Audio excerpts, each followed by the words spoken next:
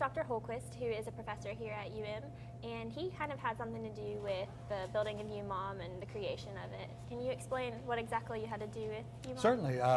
3 years ago when I was department chair, our whole department was in the Jeter building, which was almost 100 years old and basically falling apart. And a lot of people liked the building for sentimental reasons, but I was in some sense dedicated to getting us out and maybe getting a better space. And so I wrote a letter to President Stewart sort of pleading the sort of problems of our building and hoping somehow we could get a new space. And President Stewart, with a lot of creativity, basically turned to the county and the city, was able to work out where each one of them basically put an investment to basically remodel this building into the current building it is right now.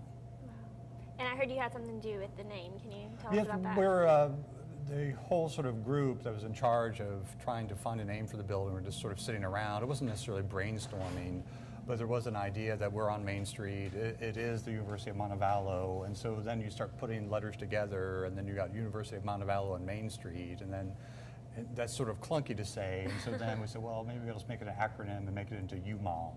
And so it is sort of like our foster parent on Main Street. And I've heard some students calling it the wedge. I've heard some students calling it the wedge, like it's a cheese wedge or something like that. And I can understand why. And I've stood on the roof of the building, and when you're on the roof, you can you have a great view, but you certainly do see it is a wedge, it is a triangle. Inside, you don't really notice that so much.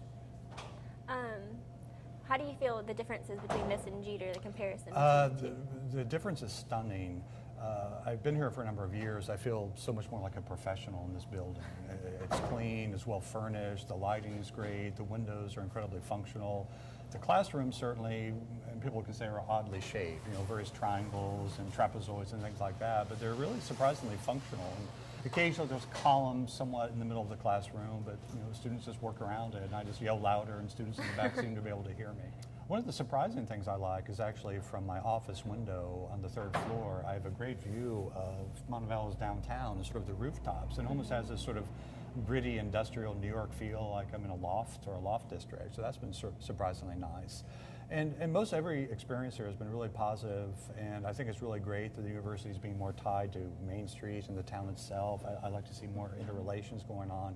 But it is somewhat unfortunate that we're just a few blocks more off campus. I have a number of colleagues that I don't see quite as often because it is a few more of a block hike for either us or for them. And so I hope in the future there's more of an interchange of it, so maybe we can hold some more events here to sort of bring more people off campus, basically to UMOM. And as far as the city goes, I've heard it brings a lot of students to downtown, and so the city was really excited about that, Yeah, we really like that. I mean, I can sit in my office and I can see students who just came in right now who are just parking. They go to CVS, they go to Spitman's, they go to Montevallo Tavern, and I think that's really good for the university and the city to have that sort of dividing wall basically break down. And you mentioned about the windows earlier. Did you have windows in your office in Jeter? Because I know some people... Most people did have windows. I had windows basically at the ceiling, and because there was a basement office, and I could see people's ankles as they walked by. You couldn't see, so you don't feel as trapped here, I guess. No, you don't feel as trapped at all. So it's been very nice, and my plants do a lot better in my office now than they do in the Jeter building. Get a lot more sunlight. They do.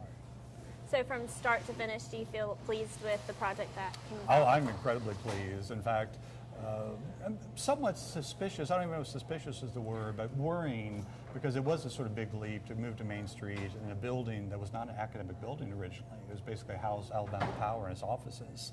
And so the architects certainly did a great job, and the campus staff and Billy Hughes and Scott Kenny and everyone else did a great job basically making this into an incredible, workable, functional area. Well, thank you. We really appreciate you meeting with us. Thanks a lot very much. I appreciate it.